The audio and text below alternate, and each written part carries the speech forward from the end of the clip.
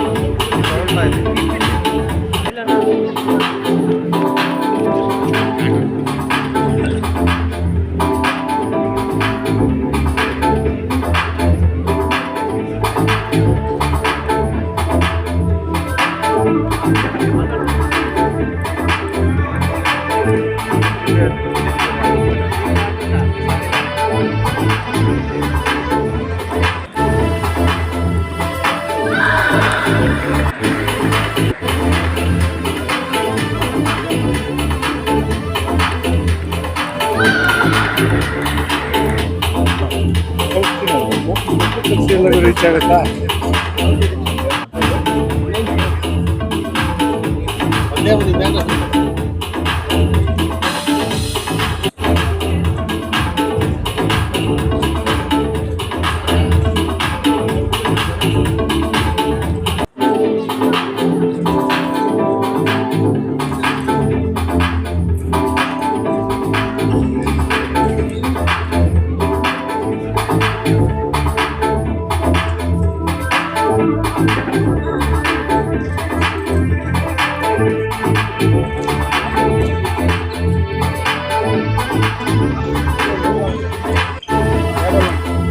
ನಮಸ್ಕಾರ.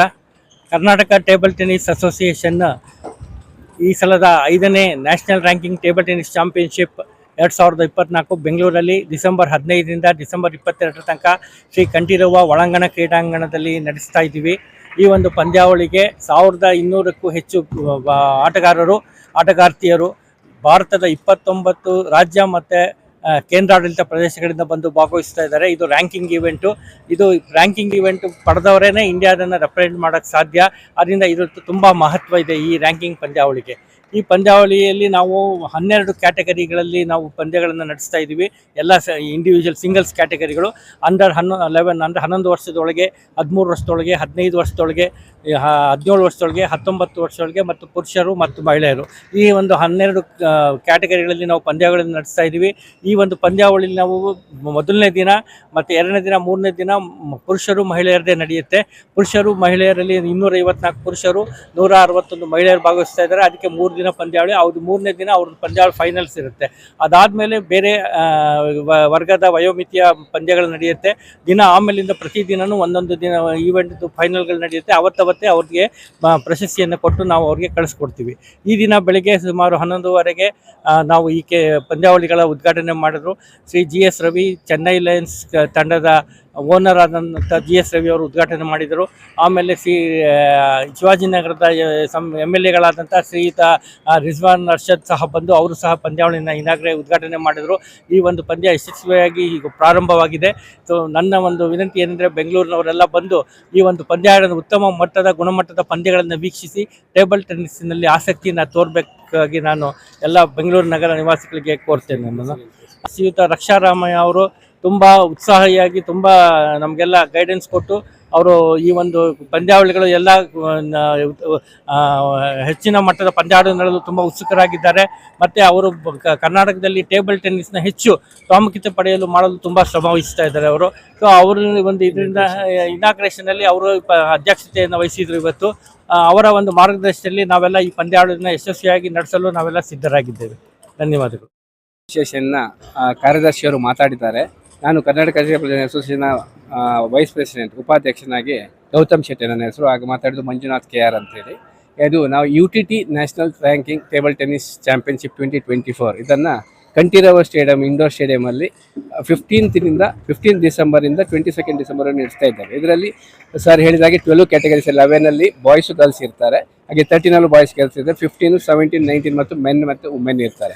ಇದರಲ್ಲಿ ಈ ಟೂರ್ನಮೆಂಟಲ್ಲಿ ಪರ್ಫಾರ್ಮೆನ್ಸ್ ಪ್ರಕಾರ ಅವರಿಗೆ ಪಾಯಿಂಟ್ಸ್ ಆ್ಯಡ್ ಆಗ್ತದೆ, ಅದರಿಂದ ಅವರಿಗೆ ಇಂಡಿಯಾ ಟೀಮಿಗೆ ಸಿಲೆಕ್ಷನ್ ಆಗಲಿಕ್ಕೆ ಹೆಲ್ಪ್ ಆಗ್ತದೆ. ಹಾಗೆ ಒಳ್ಳೊಳ್ಳೆ ಪ್ಲೇಯರ್ಸ್ ಬಂದಿದ್ದಾರೆ, ಹಾಗೆ ಒಳ್ಳೊಳ್ಳೆ ಕಾಂಪಿಟೇಷನ್ಸ್ ಇದೆ ಪ್ರತಿ ಮ್ಯಾಚ್ ಸಮೇತ. ಫಸ್ಟಿಗೆಲ್ಲ ನಮ್ಮದು ಪ್ರಿಲಿಮಿನರಿ ರೌಂಡ್ಸ್ ಇರ್ತದೆ, ಕ್ವಾಲಿಫಿಕೇಶನ್. ಯಾಕಂದರೆ ಆಲ್ರೆಡಿ ಸೀನಿಯರ್ ಪ್ಲೇಯರ್ಸ್ ಎಲ್ಲ ನೆಕ್ಸ್ಟ್ ಡೇ ಅಲ್ಲಿ ಆಡ್ತಾರೆ. ಪ್ರಿಲಿಮಿನರಿ ರೌಂಡ್ಸ್ ಎಲ್ಲ ಇದು ಆಡ್ತಾರೆ. ಫಸ್ಟ್ 3 days ಮೆನ್ಸ್ ಇರ್ತದೆ, ಅದ್ರ ನಂತರ ಕ್ಯಾಟಗರಿ ವೈಸ್ ಮ್ಯಾಚಸ್ ಎಲ್ಲ ಇರ್ತದೆ.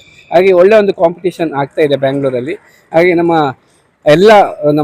ಕರ್ನಾಟಕ ಸ್ಟೇಟ್ ಅಸೋಸಿಯೇಷನ್ ಎಲ್ಲ ಸದಸ್ಯರು ಬಹಳ ಒಂದು ಒಳ್ಳೆ ರೀತಿಯಲ್ಲಿ ಒಂದು ಎಫರ್ಟ್ ಹಾಕಿ ಉತ್ತಮವಾದ ಟೂರ್ನಮೆಂಟ್ ಅನ್ನು ಆರ್ಗನೈಸ್ ಮಾಡ್ತೇವೆ. ಅದಕ್ಕಿಂತ ಹೆಚ್ಚಾಗಿ ನಮ್ಮ ಬೆನ್ನೆಲುಬಾಗಿ ನಮ್ಮ ರಕ್ಷಾರಾಮಯ್ಯ ಅವರ ಪ್ರೆಸಿಡೆಂಟ್, ನಮ್ಮ KTTF ಪ್ರೆಸಿಡೆಂಟು, ಹಾಗೆ ನಮ್ಮ ಟೂರ್ನಮೆಂಟ್ನ ಆರ್ಗನೈಸಿಂಗ್ ಚೇರ್ಮನ್ ಆಗಿ ಮುತುವರ್ಜಿ ವಹಿಸಿಕೊಂಡಿದ್ದಾರೆ. ಹಾಗೆ ಅವರಿಂದ ಈ ಟೂರ್ನಮೆಂಟ್ ಅನ್ನು ಬಹಳ ಒಂದು ಯಶಸ್ವಿಯಾಗಿ ಒಂದು ಹೈ ಲೆವೆಲ್ ಟೂರ್ನಮೆಂಟ್ ಅನ್ನು ಆರ್ಗನೈಸ್ ಮಾಡ್ತಾ ಇದ್ದೇವೆ.